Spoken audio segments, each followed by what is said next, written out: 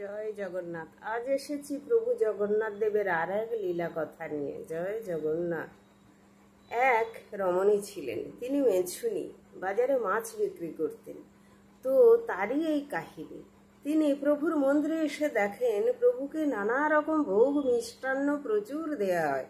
তো তিনি ভাবলেন যে প্রভুর এত রকমের ভোগ, এত মিষ্টি খেয়ে তো প্রভুর মুখে নিশ্চয়ই চড়া পড়ে যাবে।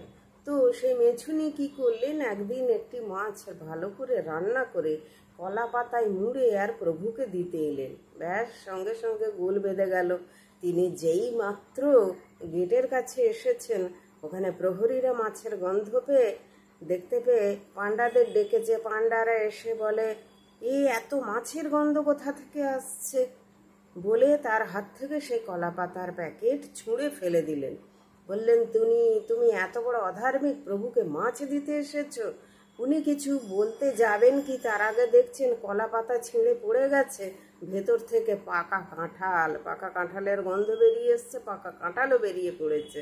তখন তো মেছুনি দেখি অবাক হয়ে গেলেন যে আমি মাছ নিয়ে এলাম, কি করে কাঁঠাল হলো? তখন পাণ্ডারা বললেন, আহা বুড়িমা, তুমি কাঁঠাল এনেছিলে, আমরা খুব ভুল করলাম গো, প্রভু কাঁঠাল খেতে খুব ভালোবাসেন। আচ্ছা আচ্ছা, তুমি এবার থেকে দিয়ে যেও, আমরা কিচ্ছু বলবো না।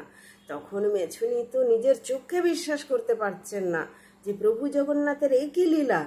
সেই দিন থেকে তিনি মাছ খাওয়া ছেড়ে দিলেন। তিনি মাছ বিক্রি করতেন সংসার চালানোর জন্য, কিন্তু তিনি মাছ খাওয়া ছেড়ে দিলেন। তিনি নিরামিষাশী হলেন আর প্রভুকে নিত্য নতুন নানা রকম ফল দিয়ে যেতেন। প্রভুর কি অপূর্ব লীলা। জয় জগন্নাথ।